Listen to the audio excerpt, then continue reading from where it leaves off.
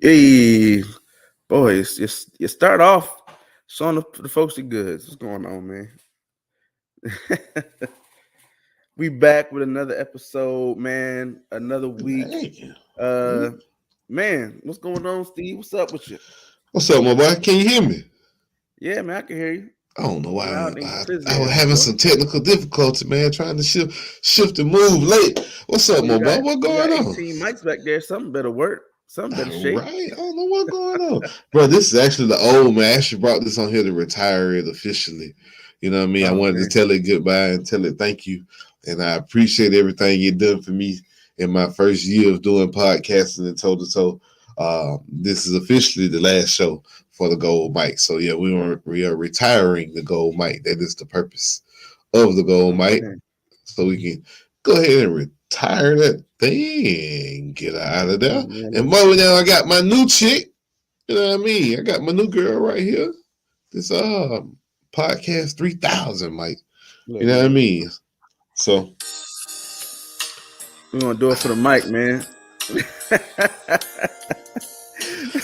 hey, you know what I mean? Get rid Oh man, of it. But yeah, we'll get man. copyrighted. You know what Yeah, man. We do not own the rights. We I'm do saying? Man, not bro? own the rights. Yeah, My we do boy, not own the rights. man, this sport, man, what's going on in the sports world? Right, man. A little bit of everything. I mean, we could start with the the the hottest topic right now, Ja Morant, man. Yeah, Ja Warrant, as they call him. Ja Warrant, the best shooter in the league. Man, the jokes have been nonstop. Uh, But you brought it on and yourself.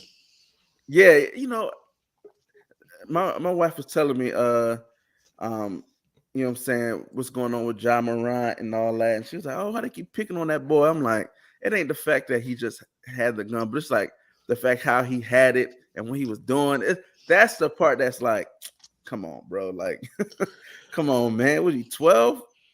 I don't know, man. We'll get back to that. We do got a guest today. I guess we'll start off with the guest. I should have started that way. That's my bad. I wanted to talk about Ja Morant so bad, and maybe we can even ask Coach Man his opinion on the situation and see what he got going on.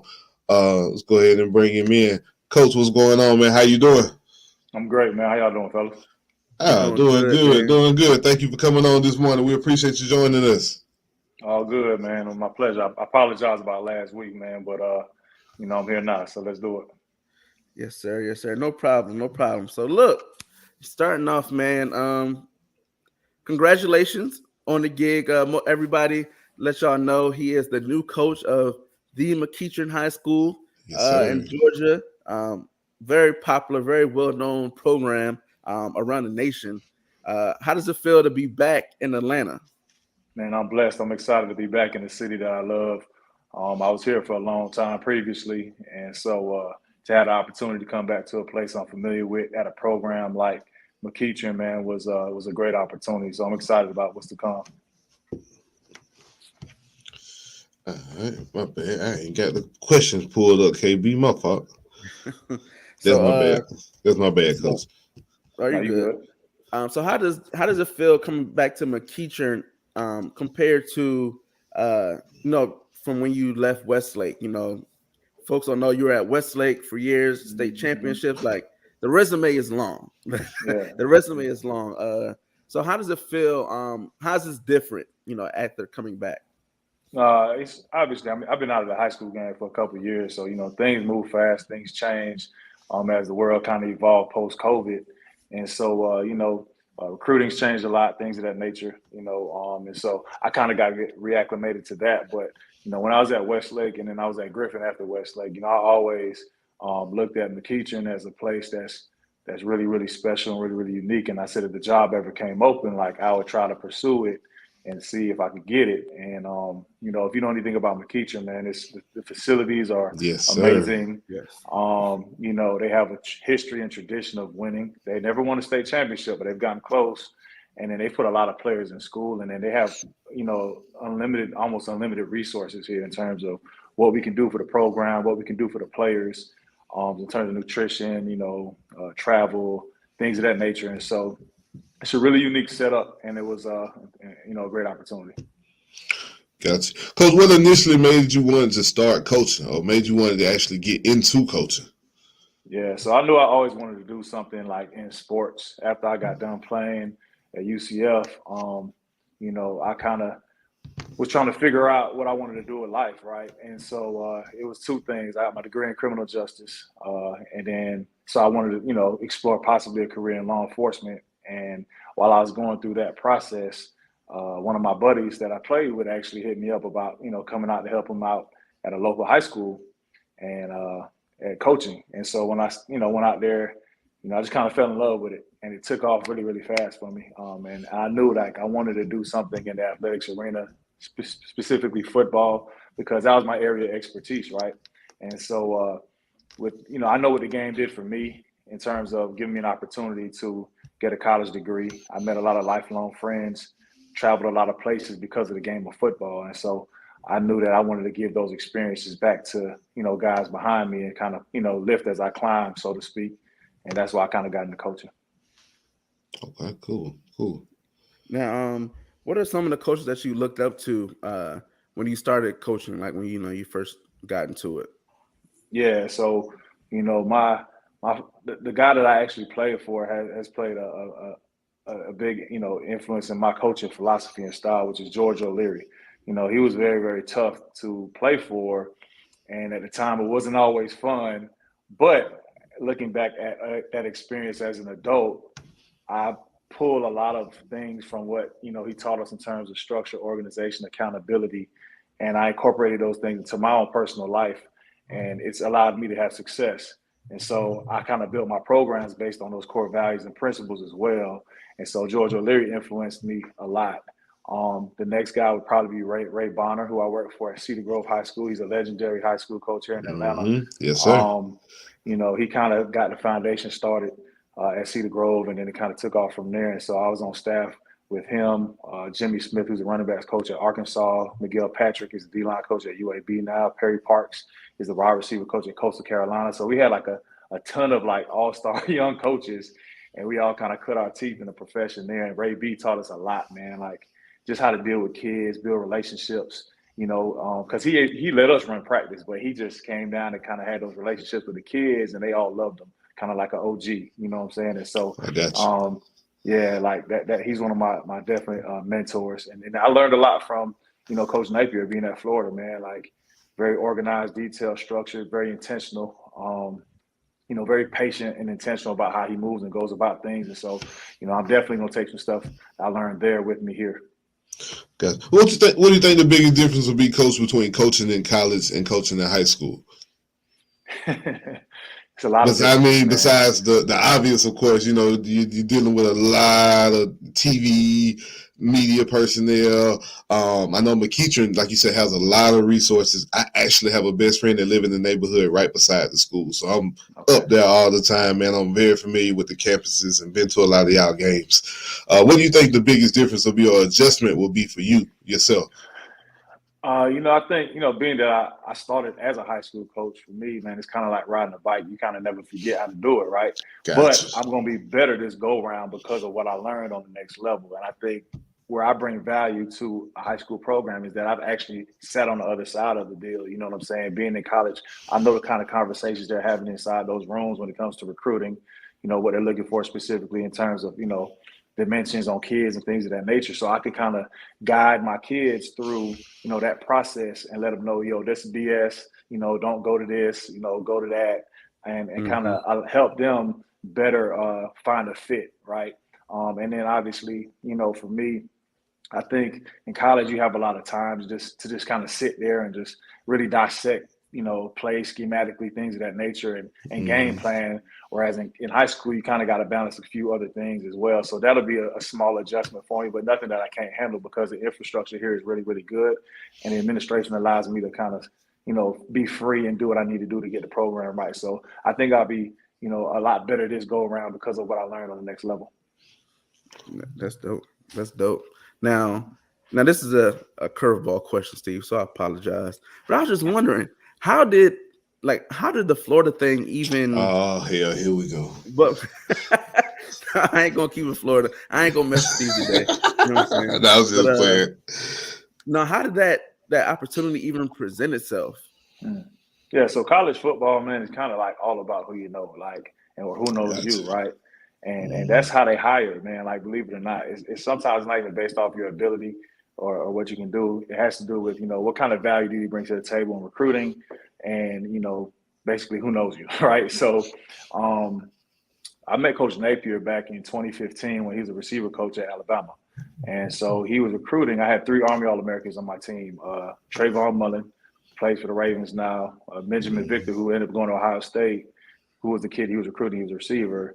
And then I had Malik Young, who ended up going to Miami. And so all 3 of those guys, were, like I said, Army All-Americans. He came in. He kind of just saw the structure I had, how I kind of went about my business. I was prepared, organized.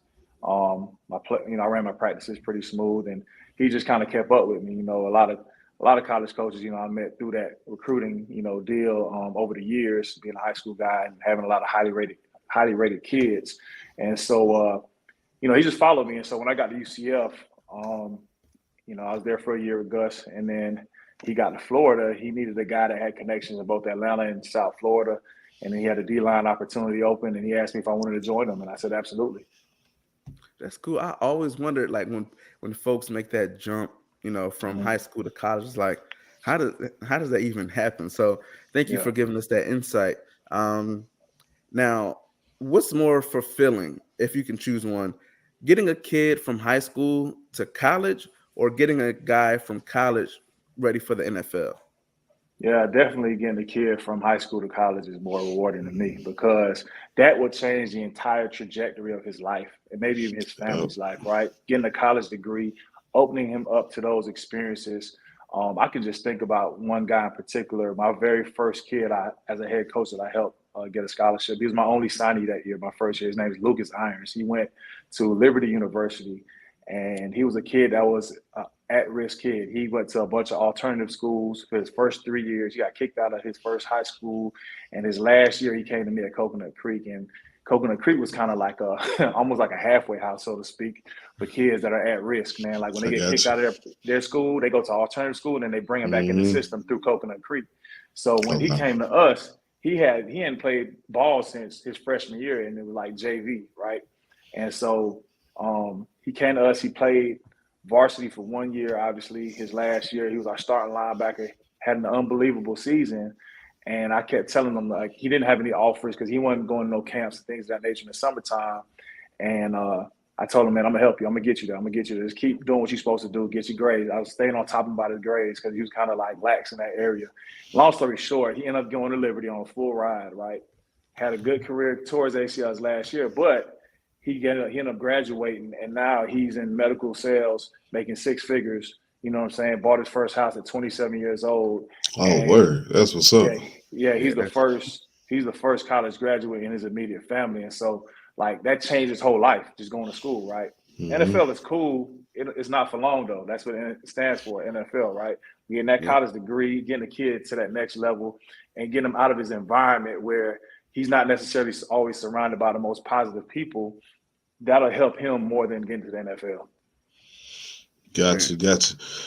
Coach, how do you feel about this thing with NIL coming from the college level, going back to high school, and how do you deal with kids in high school level trying to focus on NIL? Have you even had to deal with it as of yet?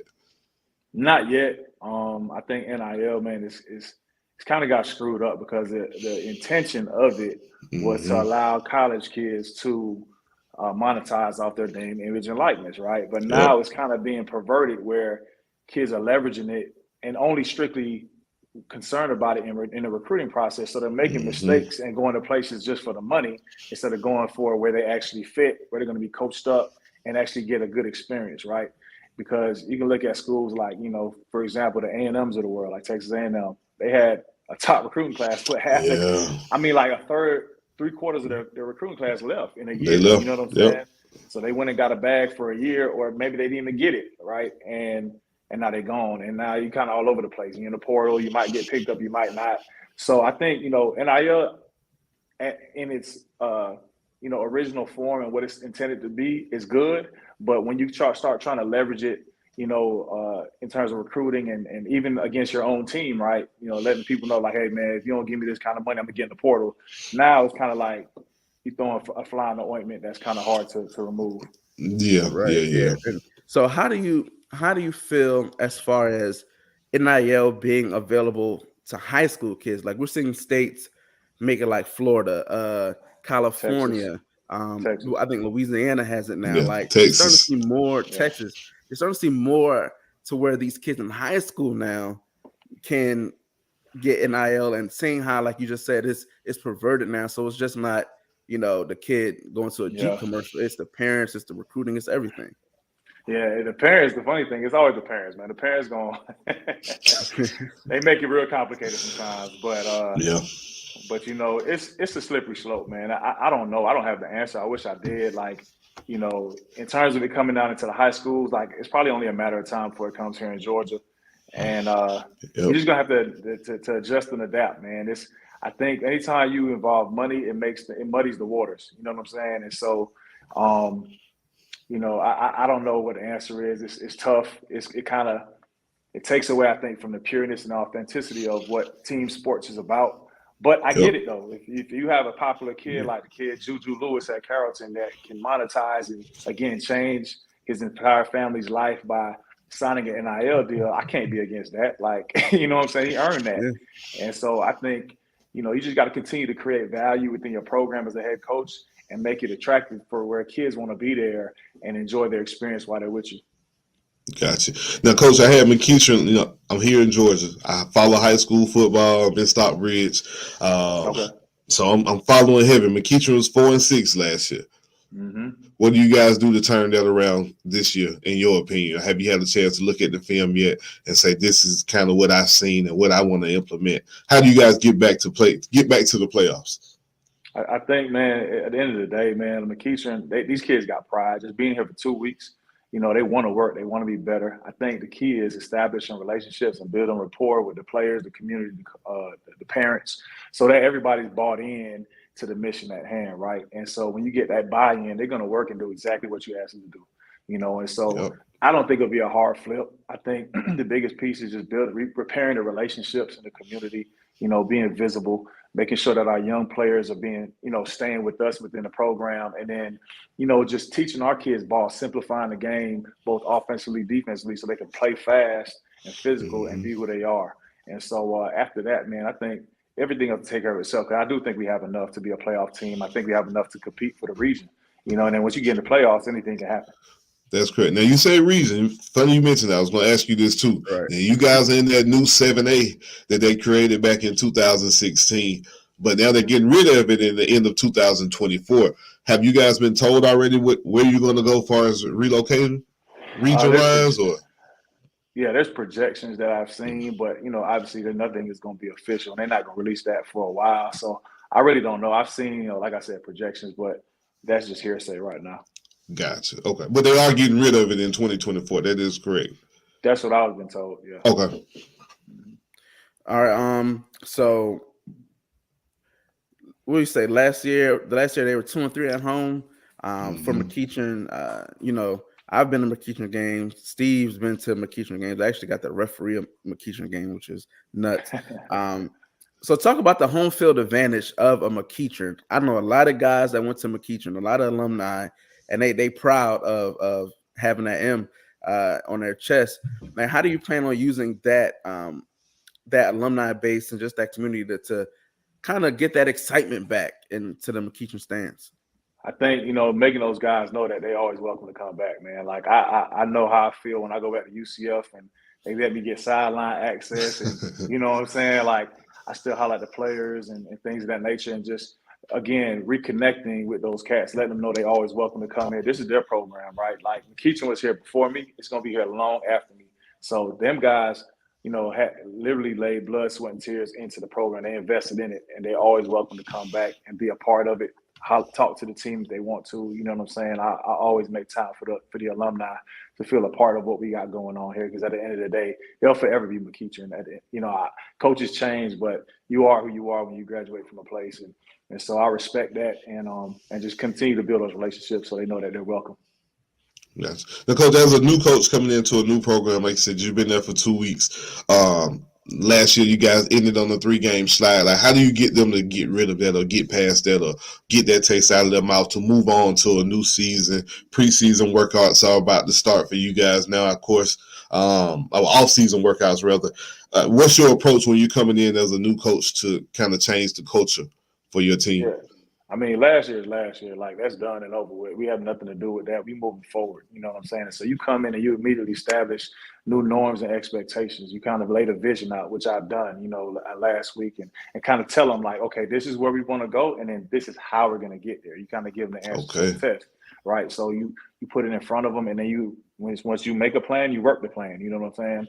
And so we've been starting to work the plan already, and starting Monday, we got, after school conditioning drills and things of that nature we're going to start doing with the guys. And so you just start working your plan, man, and you try to be as organized as possible. And I think when the kids see that, this guy knows what he's talking about, he's organized, he's ready to go, they all for it. But these guys, they've been working great, man. Like I said, I've been shocked completely, like at how fastly they bought in. They were ready for some change. They were ready for some fresh energy. You know what I'm saying? And I think I consider myself to be a bit of a player's coach in a sense where I'm gonna listen to them. I'm gonna hear what they say. I ask them questions like, "What were the issues here last year? What did you guys want? What do you guys want to see moving forward from us and as a program and as a school, right?" And then when you listen to them and you hear them out, you try to make accommodations to make sure that they have what they need to be the best versions of themselves every day. Yes, sir. Nice. I agree. Do you have any guys that's standing out already? Like you say, you just got there a few weeks ago, but any players that you're like, yeah, this kid, man, I can tell he's going to be. I know some kids, but I don't know if they returning, so I ain't going to say. I did my research here. I know some guys. They were junior last year. I don't know if they're coming back as seniors, so I won't mention no names. I got you. But no, I have. I mean, a couple kids that, right now we just been in the weight room for the most part, but I watch tape. I know Daniel James, he's a corner that's really, really highly recruited. He's getting offers every single day. I think he just popped Wake Forest right before we jumped on here. But, he's a kid that works really hard. He asks a lot of questions. He's articulate. He's smart. So I can tell he got something to him. And then his tape is really good, too.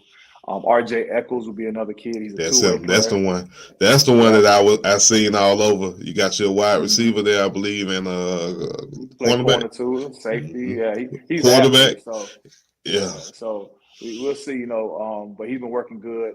Parker McClendon is an offensive lineman. That's also really good for him. He's their center last year. He's a solid kid, really strong athlete. So we got some pieces, and then our quarterback, Jaden Kinney, he's going to be pretty good too, man. I think he had an ACL injury last year, but, from watching the games he did playing, he can throw it around and he can run. So he can really use, hurt people with his legs. And I'm excited about, what's to come for him. Son, he got a nice little core to start with, man. Spoils the riches out there in McEachern. Yeah, man. Good players make good coaches, man. So that's true. Don't be fooled. That's true. That's true. And that's 100% real. So professionally, right? Like you said, you went to Westlake, you was at Griffin, you got to go to Florida, get that under your belt, now that you're McEachern. Like, what's your ultimate goal? Like your dream goal? Are you a guy that's like, yo, I'm gonna just be a high school legend, do this for 50 years and go down the history books, or you want a college pros? Like, what do you want for yourself? Yeah, so like initially, like you asked me this question 5 years ago, it was I want to be a college coach. Like that was my goal. So I took jobs to strategically align with where I can have success and then get an opportunity. And so but now being that I've kind of checked that box in my head, I'm happy here. This was a dream job of mine as a high school coach. I said, if I ever get the McEachern job, like that's my dream job. I'm gonna go there and sit down for a while, And so I'm here now. My immediate goal is to win a state championship. And so, once I do that, we'll see what happens. Maybe I want to do it again in a couple more times and continue to do it, but I'm really happy here. The administration's been great. the resources here are unbelievable. This is a really unique place. Like it's just, Mm-hmm. I don't know, man. Like it'll be Yeah. hard to walk away from this place. It'll have to take a really unique opportunity for me to leave. And so I have no intentions of going anywhere for a long time. Yeah, when you walk on the campus, you really feel like it's different. Even It's riding different. by the school, like I said, It's different. my Yeah. my best friend, man, he lives right in that neighborhood next to the school, and bro, you feel the difference. He talks It's about like the a band, he hears the band playing, practicing. He's like, bro, you feel like you really at the game during the practice. So yeah. No, McEachern's different. It's different. Yeah. Nah, it's super different, man. Like I said, like it's like a mini college for real. Yep. Like every varsity sport has their own practice facility. Like we gotta again the resources are just unbelievable. It's unique, and then the proximity to Atlanta makes it special too because like it's not like got to go way to South Georgia or way up in the mountains to North Georgia or way out Hmm. west. You right here outside of Atlanta, so you get to still enjoy all Mm-hmm. the perks of living in the city, but you're gonna coach big time football and have all the resources of all those other places. Man, I got to referee. Well, I guess be the clock referee on the sideline for a McEachern game. McEachern and Grayson, I was like, Mm, yo, it's different. I said that yeah. this is different. And I was just surprised that because I got to do like McEachern middle and JV, but that varsity atmosphere, I was like, yo, this Hmm. is I don't I Yeah. Yeah. don't I don't get how these kids, man, like the mentality to play in front of the people like that. I'm like, yo, you Hmm. you gotta be that guy or know you're that guy to even get in that There's crowd, man. nothing going on in Powder Springs on a Friday night but McEachern football. You got McEachern out there. I think it's another big one around the corner. But yeah, football. It's football on Friday. Football in Georgia is huge, man. And coach, I'm happy you now a part of this, man. I'm happy you coming out here. You planted your flag at McEachern. I'm gonna be watching, man. I'm gonna be at the games. Definitely hit you up, man, to see if we can get you back on, talk about how you guys' season is going. If you ever got any players that you want to get interview skills, that's kind of why we do this. We want to connect with the players, get them that Sure. personable skills that they're gonna need on the next level. You know what I mean? They're That's gonna right. have to be able to speak to people if they want to get their NIL or if they want to be able to be on TV and have those interviews. So that's what this platform is for. That's what we love to do. We talk sports, but we love to give those athletes a chance to come on and shine on any level. So if Especially you ever especially the big guys. yeah, we Especially love the big guys. Yeah, we the big yeah, guys. man. Yeah, the O lineman and D lineman, we show them extra love because my boy KB got film every week. He playing D lineman now, so offensive lineman. So, Coach, man, we appreciate your time, man. Thank Oh you wait, so much. I got Oh, one you more got one more? question. My I bad. got one last question. Okay. And this is a more of a personal thing. What advice would you give to a guy or lady wanting to follow kind of your footsteps at coaching at high school and college? Because you're a relatively young guy and you've got a lot of coaching under your belt. Just navigating, man. Like you have a family, you have all these things that people kind of use as an excuse not to get into it because coaching is it's a whole lot of time. It's a So sacrifice for sure. yeah, man. So, what advice would you give someone that's trying to carve out that career path of just being a coach? I think you got to, first of all, like you said, you got to understand it's a sacrifice. It takes sacrifice. You know what I'm saying? Both time wise, sometimes financially, right? And so you just got to understand that that's part of the deal. You got to understand that sometimes you're going to have to move and be mobile, right? Like I moved 3 times in the past 2 years and I'm just tired Mm, of moving. But, that's why I said I'm going to sit down for a little while. I got you. But, I think the first thing is be a star in whatever role you're in at the moment, right? Be a star in your role. Do your job and own it wherever you're at. I like to say grow where you're planted, right? Because once you do a great job for whoever you're working for, they will have no issue with you pursuing something for yourself and helping you get there. And so I was a great assistant before I became a great head or before I became a head coach, right?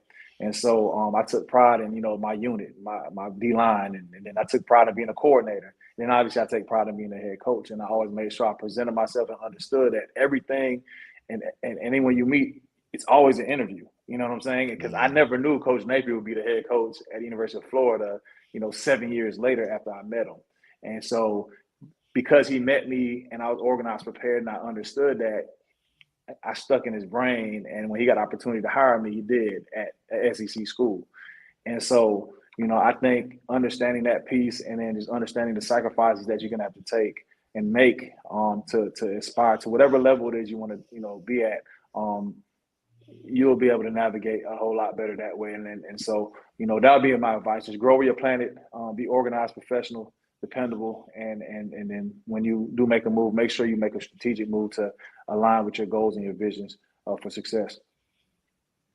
Perfect, man. Perfect. Like Steve said, man, we appreciate you coming on here, man, and we definitely gonna be following.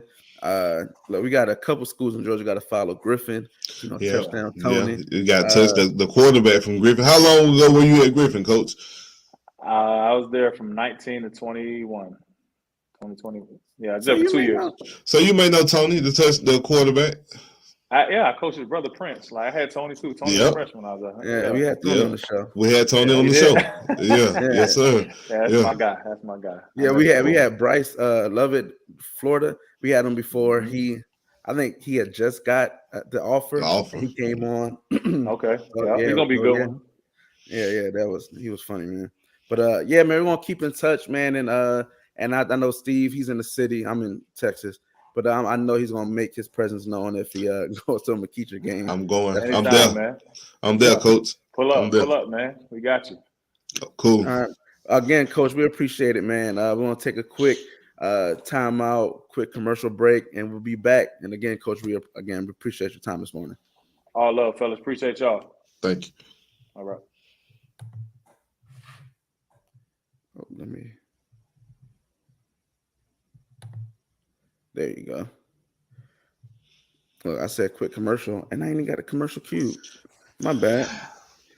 Hey, So man, we're just gonna roll on, we're just brother. gonna roll through it. My bad. Hey, man, shout out to Coach, man. You see, that's why I love bringing them coaches on, because guess what? Steve gonna be in here, McEachern, in my T-shirt. I'm gonna be on the sideline, standing over there with Coach, doing interviews. Coach, how do you guys need to? What do you need to do in the second half to get back in this game? Yeah, that's gonna be toe to toe, man. We bringing that to y'all coming next season. Watch for them 70. I got a whole. But listen, I got something I'm working on, but they don't even know it. The toe to toe when this football season roll around next year. Oh boy, this is the off season. This is the off season.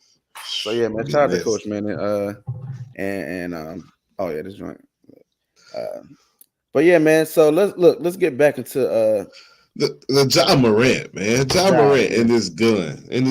Ja Morant. So first of all, the way I was raised, everybody has a gun. You automatically assume everybody has a gun. I'm from the South. Everybody has a gun.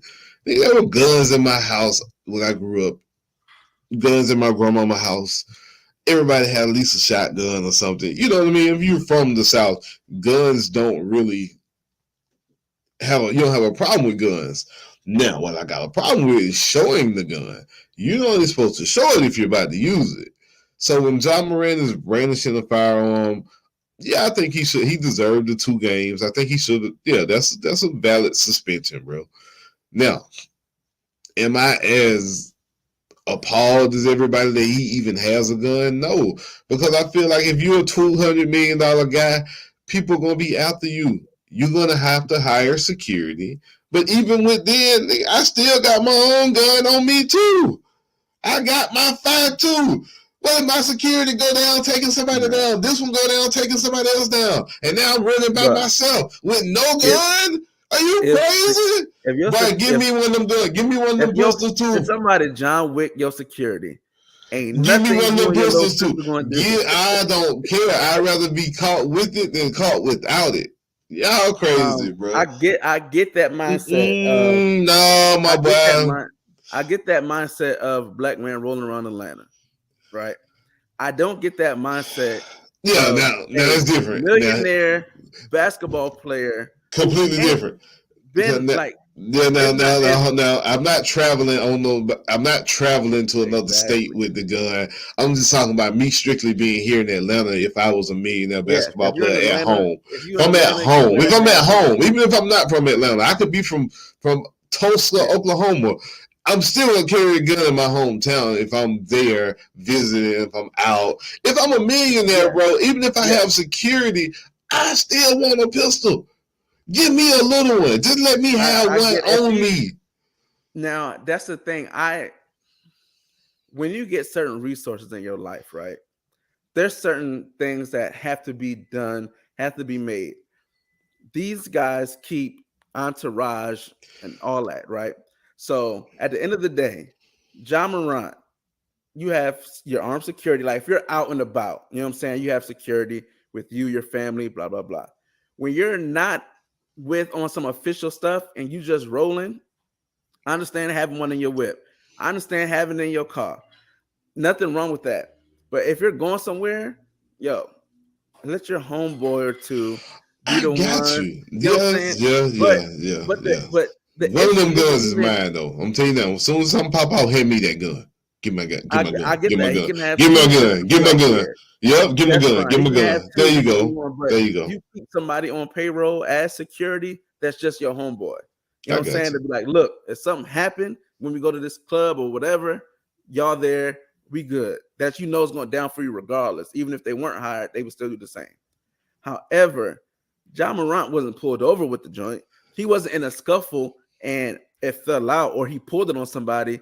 He was just on social media, just He was in the club with it. Like, come on, bro. What are you doing? come What? on, Like, bro. what in your mind went off that said this is a good idea for me to show this I'm pistol? gonna tell you what it is. Nike is When gonna you like this. the first time somebody ever buys a gun, I know right? it, bro. I got a The homeboy. I ain't first gonna say his time name. anybody I ever ain't gonna bought a gun, say his anybody name. watching, if you ever You bought a know, been gun, around somebody that first time who buy the one, first time especially if you it's like, oh, if it's I a got guy who this. ain't, if it's a dude who really ain't really about those street stuff either, and they his first time really ever handling a gun, like, yeah, you know them guys that boy stay away from them, cause them Yeah. boys just be It's the guy that taking get it's the pictures guy that with the get his first gun and they get his first Dodge Charger, and he getting the joint of woo woo woo woo. You like, come on, fam, what is clearly it's your first one. you You right, know what I'm saying? you right, you right, That's you what right, I think. That's what you Ja was right. just like. I got it, and it's just Why? Why you got to because go you're young, showing the gun though, my boy? I mean, what because are we doing? you're young, Because you dumb, and I think that's when people have to also put in the context. Ja Morant's what 22, he's still a kid. He's still a right? Like kid. He's a kid with $200 million. So it's hard to kind of tell them kind of kids what to do, when to do it. You know that. There's nobody probably in Ja Morant dad is not going to him saying, hey son, he's don't do 23. this. He just turned 23 in August. Ja Morant's dad is not going to him saying, hey boy, put that up. He can't No, do but that. no, You first of can't all, do and that, people first of all. that kind of pissed me off too. People coming at his dad. That ain't got Yo, nothing to do with his daddy, Ja bro. Morant. Hold on, real quick. Let me put something up here. Ja Morant, they ain't got nothing to do with his daddy, though, bro. Let me Come make on, sure man. this parental advisory thing is up. Ja Morant is Wait a a minute. grown ass man. He is a grown ass man. At the end of the day, as a parent, if you got kids or if you don't have kids and you're like, why he ain't, all you can do is try to instill certain things into your child so that when they leave your house and they get older, that they conduct themselves as a good person in society. That is it. True. That's it. What they I can't do control what on they their do. own, I can tell my kid to be nice to strangers, do all this stuff. And if he go outside and just decide to start punching people in the face, that's his choice. I can't control that. There's nothing I can do. I didn't raise him to do that. That's not something that he exhibited in the household. If he goes to this bus stop and Mama just say start something punching going up on kids, over there in KB and Jim's house. This nigga just walk out the door and start punching for. what you want me to do? There's They something can't be going like on over there. the parent. You Nah. should have told him. What you want me to tell him? It happened. You think Ja Morant got the gun in front of his dad, being like, "Daddy, look what he was in a club with his friends. He was drunk, under the influence. He probably a joint came on, like you know what I'm saying. Some thug or something probably You came know that on. drill music. That drill music make you want to grab your And you pistol know now. what I'm It saying? do now. That's why I listen to that 2023 music. It make you want to Come grab a on, man. gun. You That's can't like listen to listening that music, to man. that's like listening to what's Drill the music. joint? That's what they call that shit. Drill No, music.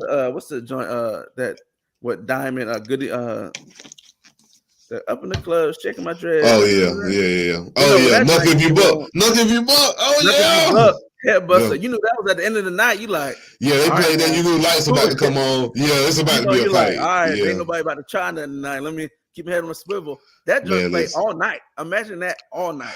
No, bro.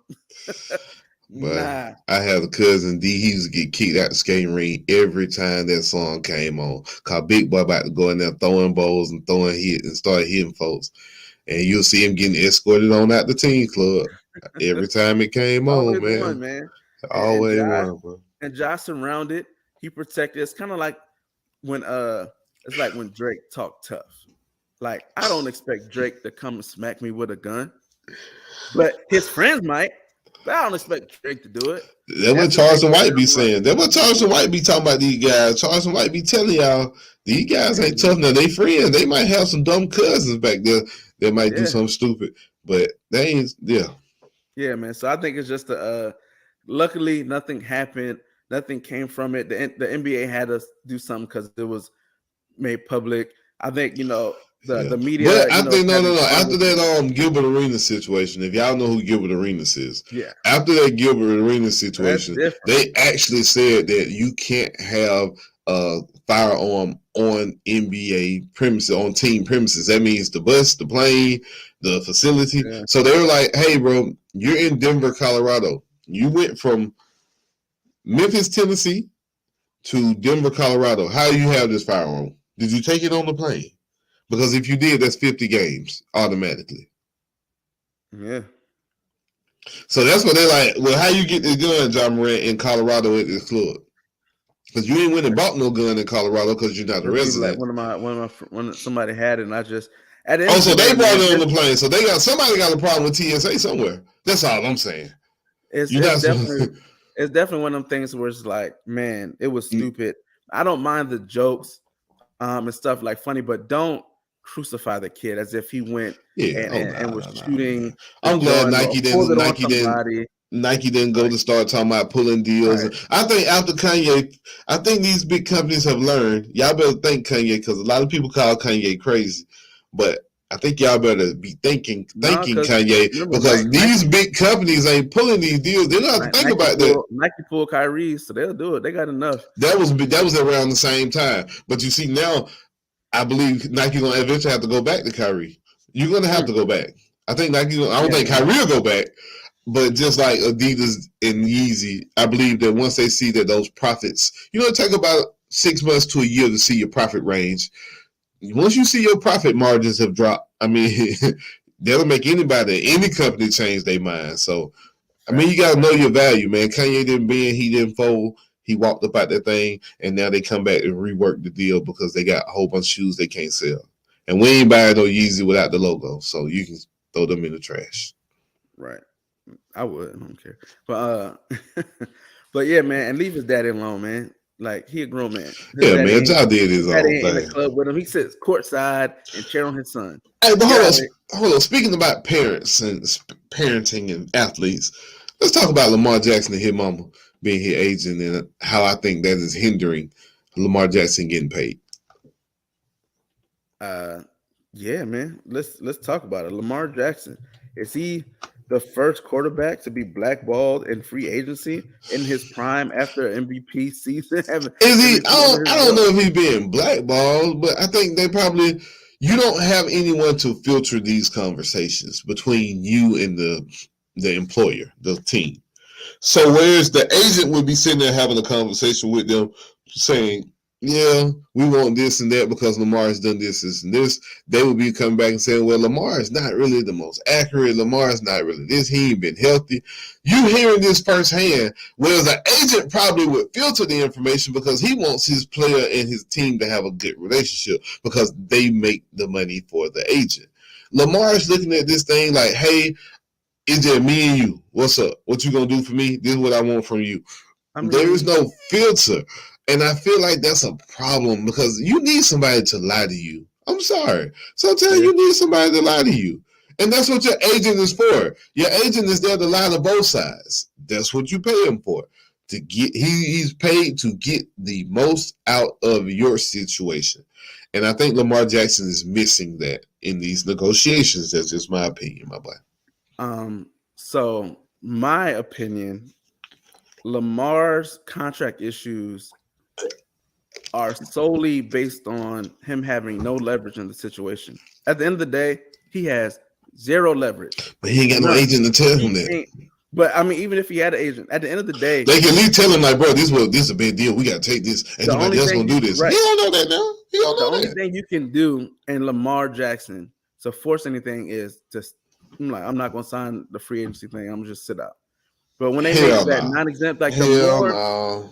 I think I was watching Adam Schefter, he broke it down what that non-exempt offer is. So a lot of times we see with the player, we see the non-exempt that the team can match.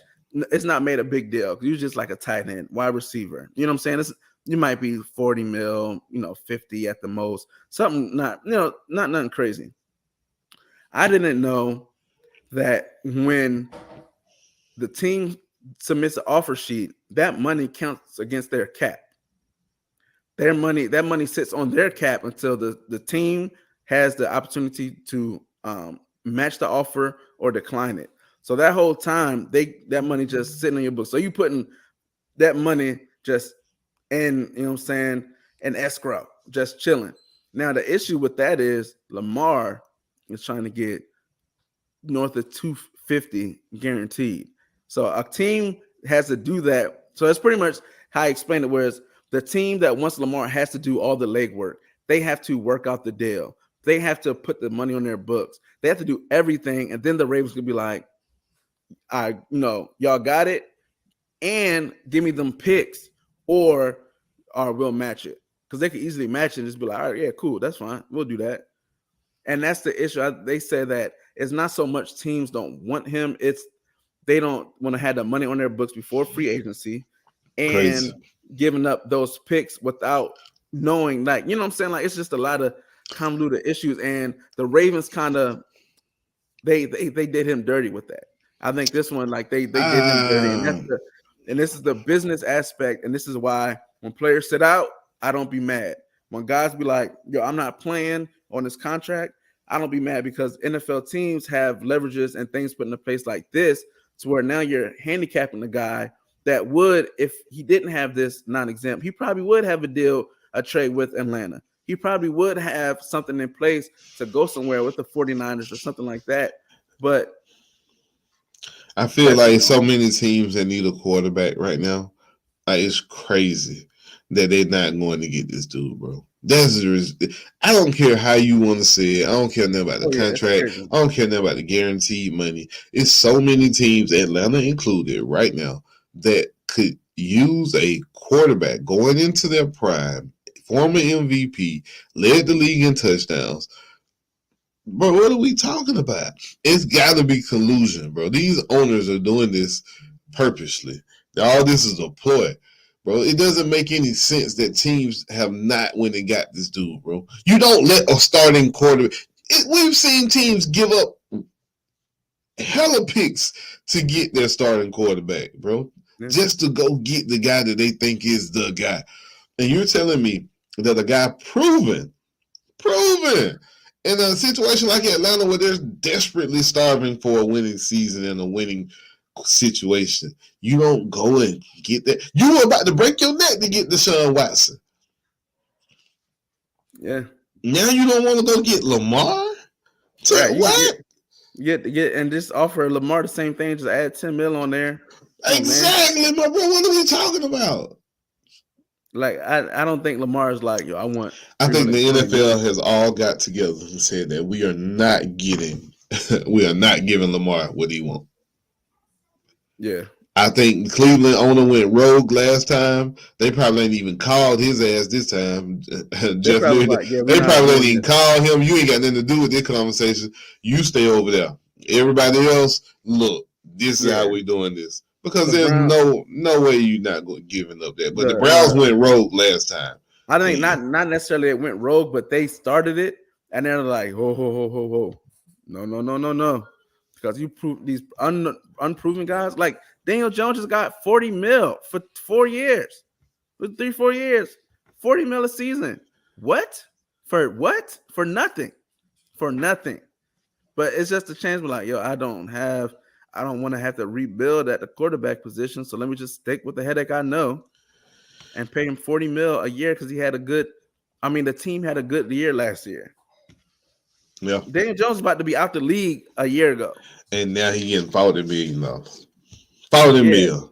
So yeah, I mean, I think, like you said, man, somebody gotta. I don't understand, or maybe a team is keeping it under wraps. With these whole reports of, reportedly not interested. I think we'll see on Wednesday when the new leagues, when the new thing starts, because all it takes is one team, and I think he. I think don't he does see get how traded. Arthur Blank doesn't look at that situation and say, I need that. Go get me that. Go get me Lamar. I don't see how Arthur Blank, knowing the city that we in, what's up, Kels? Knowing the city that we in, knowing what's going on, I do not see how Arthur Blank does not, just like Deshaun Watson. When he looked at Deshaun Watson, bro, was like, hey, go get me that. Then they came back and said, well, we got to give him everything guaranteed. He said, hell no, leave it over there. Okay, I'm cool with that. But unless Lamar is wanting everything fully guaranteed, I do not see how Atlanta does not go get it. I mean, it probably is. Like, you look at the history, see. Well, I'm not giving you a fully guaranteed contract. I'm not doing that. Kirk Cousins contract fully guaranteed. I'm not doing that.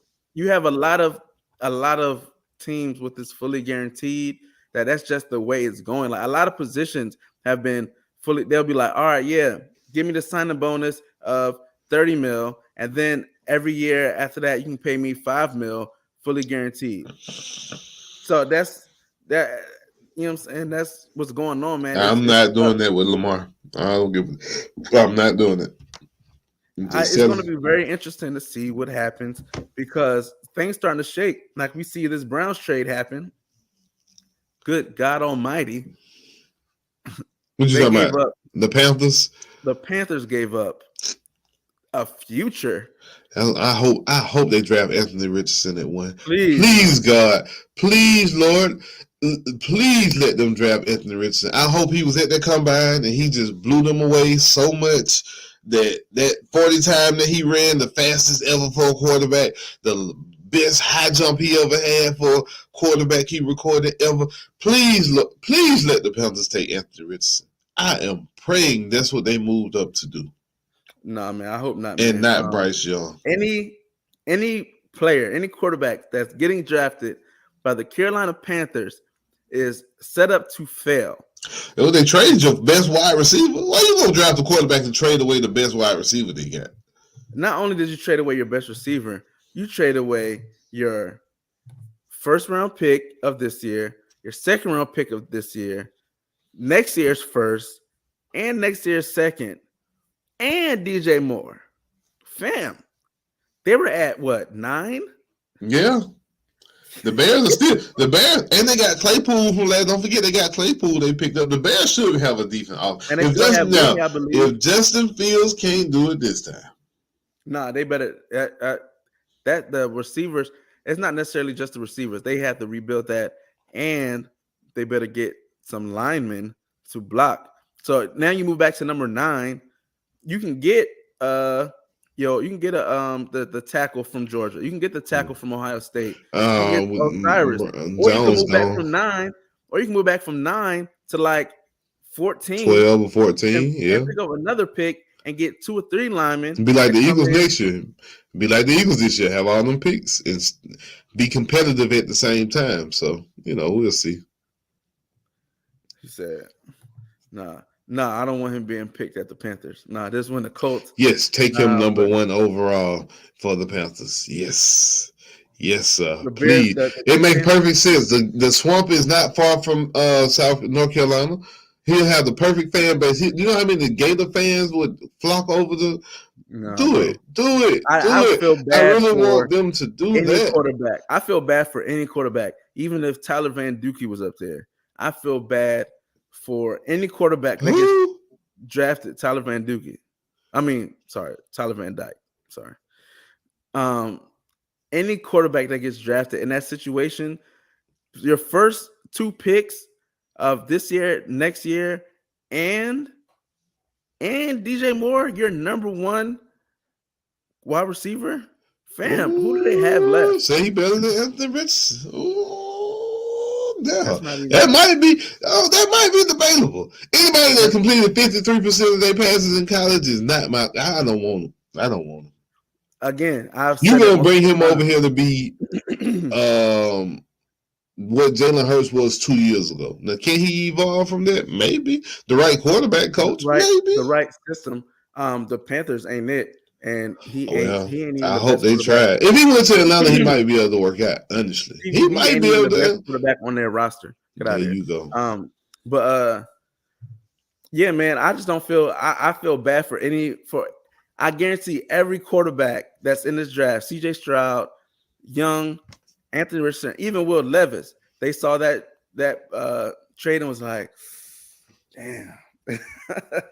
Because I guarantee it, because you knew that trade was going to happen, especially with Jalen Carter dropping and all that. The Bears don't need a quarterback. They already committed to Fields. So it was just going to be, are the Colts going to get him? And when the Colts didn't go get him, and it's the Panthers? I mean, Alabama's not too far from that, from Carolina, so I understand Hey, it. and I've seen all the majority of They the might mocks draft have Will been. Levis. They might draft Will Levis. You know how it is. You know how they do. They fall in love with that. With I I ain't gonna go think there. Like I Kendrick think Perkins said, we ain't gonna say it. I ain't gotta say it. Y'all know what Perk talking about. I think that a lot of the mock drafts were Bryce Young. Bryce Young being the first quarterback. If Anthony was available at 9, I saw some Anthony and some CJ. I think honestly, CJ Stroud will probably get Be the drafted best 1 quarter. He probably be the best quarterback in this class. I don't because know if he I get think he drafted gives one. you the They best love Bryce. quality. They love Bryce Young. They do.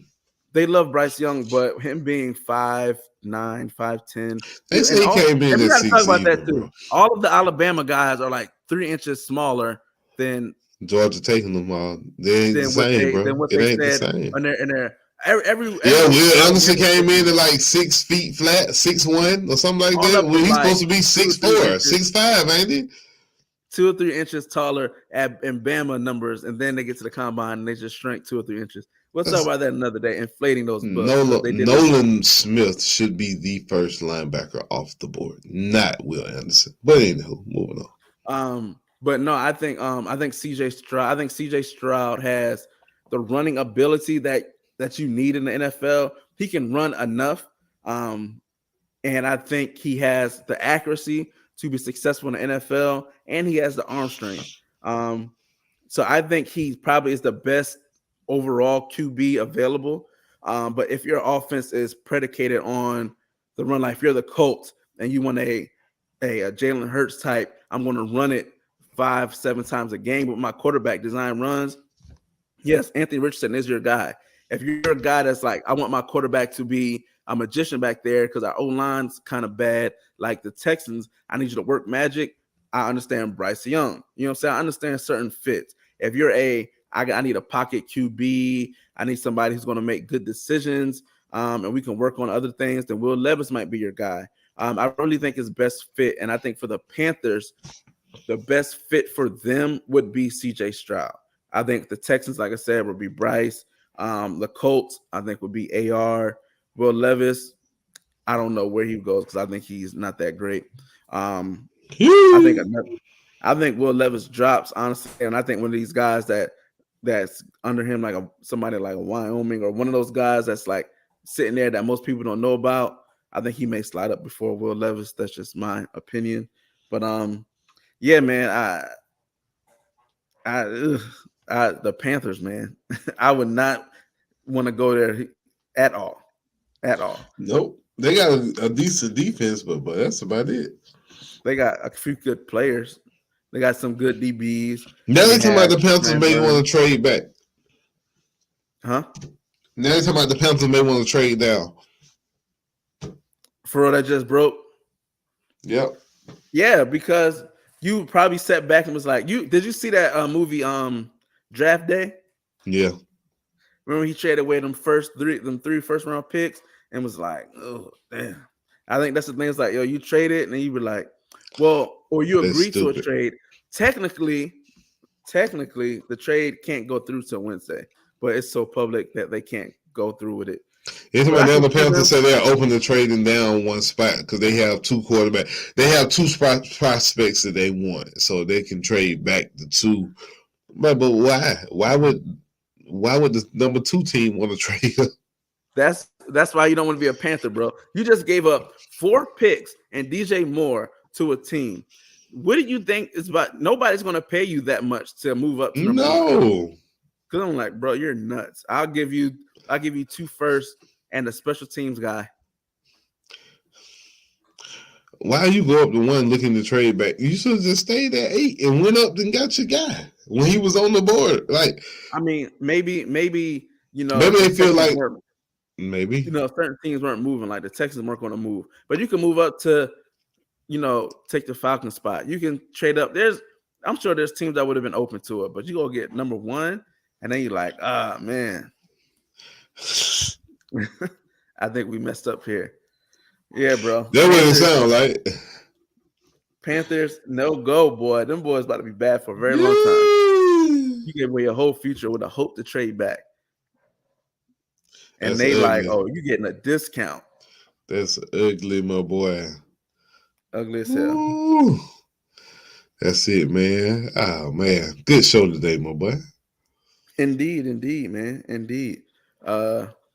So I think next week, man, we'll do some more shorts this week, as news breaks of people released, big names released. Adam Thielen released from the Vikings. Guy, I wouldn't mind seeing in the red and black uniform. I don't need you to be a number 1. I don't need you to be a number 2. Taylor Lewin released from the Titans. And they let go of the Ben Jones, the center. The Titans. I had a Titans fan tell me that they were going to get Lamar. He was going to be in Tennessee. I said, if Lamar is in Nashville by the time this season starts, I'll walk you to a game my damn self. Invite always open. Yeah, but get up. Right. You know what I'm saying? Early bird get the worm or something like that. Yeah, Kel move back to the States and then start acting like an N-word. Lord have mercy, boy. Get out of Germany, don't know how to act. Yeah, get over here and just start acting like he just do what he want to do. I ain't never seen nobody in the military do what they want to do. Like, he told me, hey, bro, I'm coming back to this. How you just relocate yourself? See, told you. He just go where he want to go. He do what he want to do. Oh, there you back. Oh, okay. The brats and the black beard got to you. He had the brain Brittany Griner. He had the brain Brittany Griner her bag. She left. But anyway, let's move on. Man. We better get out of here. Yeah, man. It's a lot of stuff that's gonna be going on. So we'll keep y'all abreast next week. Free agency kicks off Wednesday. The league. Somebody finna get paid. Somebody finna get paid. Darius Slade looking for a new team. Byron Jones has been released. Charles Garner Johnson. Chauncey Garner. He's a free agent. Man, it's a whole lot of. Well, if he go to Atlanta or if Lorenzo Carter re-signed with ATL, so we got one. Okay. Go get Nolan. Now go get Nolan Smith. Hey man, we ain't talking about. If I'm the Falcons, go get Nolan Smith. That boy went from a he went to recruit. Pick. Did you see how he was recruiting for Kirby when he was out there that combine? That boy is annoying. But he talking about dogs every chance he get the damn microphone in front of him. He goes talking about them dogs. He gonna do this shit all his life for the rest of his life. The pros. Lorenzo Carter. Lorenzo Carter re-signed his Atlanta Falcon deal in a Georgia shirt. It just be little subtle stuff like that. Yeah, man, it's like them Georgia people are happy because they haven't won in 40 years. They should be happy. We done won twice. Yeah, so y'all let us get 2, and you ain't sniffed the playoffs. Where's Florida going back to the playoffs? What y'all gonna do this year? It's all season. What y'all gonna do this year? Hey man, we going to 8 wins, baby. That ain't enough to make the playoffs. 8? Nah. We're not gonna make playoffs this year. Well, what Billy doing then? What you paying him for? To finish building the plane, man. Well, how long is it gonna take the plane to be built? That's what I'm asking. Like I told y'all, 2024 is our year. I told you this when we got hired. I said 2024 is the year when stuff really gonna kick up. I told you. Now I'm going on record too. Now you said that. You did. You said too. Let me go on record and tell these folks. Before we go, I said next year it's gonna be kind of rough. Our schedule nuts. The first year, it's a lot of things. It's gonna be rough. I said our second year is hopefully be better. Well, so now you say I said, hopefully. Do you use no, them type of terms? I said I don't expect anything great, but I expect it to be better than the first year. But 2024 is that year to where I expect us to be competing for a conference playoff spot. 2024. Bro, listen. Run your Okay, tape back. you said 2024. Now let me go on record and say this. You are 3 coaches away. Boy, get out of here, boy. You are 3 head coaches. Because the next head coach you hire, he going to be just a big name. Y'all got to rebuild and get the fan base back. He ain't going to work. Then you're going to try to go the alumni route. Not going to work. But that coach after that third coach you hire after this situation, he going to be the one to lead y'all back. So it'll probably be like 20... Are you done? Yeah, about 4 years, about 5 years now. Are you done? 2 years now. So you said about 2033, 2034. And yeah. In about 10, 11 years, Florida will be back. And that still wouldn't have been as long as it took. Yeah, it would have. Yeah. You've been because you halfway there now. Yeah, so 10 years, we still good. As long as we don't hit 40, we good. You're going to go well over 40 years, my boy. You're halfway there, KB. Y'all ain't won since 2000. I'm not entertaining this. 7. It's almost 2024. It's 2023 now. Yeah, so 1 year. Bro, you know how far you gonna listen. Nah, Kirby ain't going nowhere. You ain't worry about none of that. You may got somebody gonna say come out and say Kirby touched them or something. Cause that's the only way you gonna win. Hey, look, in Georgia, they probably wanted to happen. So they're probably putting their kids up, please. No. Stupid. All right, man. We out of here, man. We're going over time. I got things to do, man. What you doing today, man? What you got going on today, man? I have nothing. The kids are gone. The wife has a baby shower to go to. For to be in these kids to be having these babies, boy. Be in these streets. Say what now? Y'all be around a lot of folks be having these babies. Because a lot of people, we started so young, bro. We started so early. People are just now in their phases of life of having kids. But me and my wife, we started well over 12 years ago having kids. And we had 2 and we finished. So now we look like the cool people because our kids are old. You know, my kids are old enough to actually stay at home by themselves. I don't do that, but I could, and I can go anywhere. And people are like, oh, kids, no. My kids, they're with their grandparents now, so I ain't. I'm free. I'm about to get in the streets. I don't know what I'm about to do. Catch me on the east side of Atlanta. Post it up somewhere, somebody's car wash. Don't be on no Ja Morant stuff today, my boy. Hey, man, you'll never know I got one until it's too late. That's all I'm gonna say, bro. You never know I got one until it's too late. No, man, I got a game today. I'm about to. Are y'all playing the game today? Oh, what's up? Yeah, man. You know what I'm saying? You look tired. You better take a nap. You can't go there with the bags on your ass. Somebody gonna catch you slipping. No, I'm good, bro. I'm good. The kids is up. They've been eating. Ain't make a mess. I don't hear the music blasting, so that means my wife's still asleep. Well, you crazy. So I might be able to sneak up there and pretend I didn't do the show and just wake up and be like, oh, stretch. But no, man, it'll be good. The folks said they want some more helmet cam footage, man. You ain't got no helmet, man. Bless these folks with some helmet cam footage, man. Show these folks what you got going on. Yeah, man. You ain't got nothing over there. I'm gonna make sure I have some. I'm gonna put some on. Man, get it together, man. We want to see what's going on live on the show, man. We want these people. Asking for it. Next show, because I have to send it and download and all that. Next show, I have a few plays. I'll show you what happened the last 2 weeks. I'm sure I have 1 or 2 from the day. You know what I'm saying? And yeah, man, just show I got you know what I'm saying? I'm good. I'm about 80, 85, 90%. So we're gonna rock and roll. You feel me? Get that dub. Man. Royce City, baby, get that dub. That's a bit, my boy. Well, shoot, we're gonna be here next week looking for the footage. Yes, we wait on the footage, my boy. But until then, man, y'all know how to catch us, man. Make sure y'all follow the show. Make sure y'all like, share. We appreciate everybody's comments. Appreciate Coach Reid coming on today from McEachern High School, giving me that invite out because you know I'm gonna take it. I'm gonna be at all the McEachern games on the sideline, like Coach what's happening. Steve on here with the camera. I got my camera crew with me and get the media He pay. like, I got a whole listen. he was like, I didn't really mean like finna plug because I know he shouldn't have said it. I got it on camera. I got you.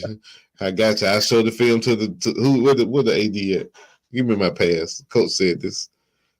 Yeah. Security, like where I'm. No, we're finna chop that clip up and send it to him anyway, so he can have it. But yeah, that was so. Yes, hey man, he had them same players that he named. I was gonna name them guys too, man. I had the RJ Eccles kid. I had his stat, man, 58 receptions, 664 yards with 4 touchdowns.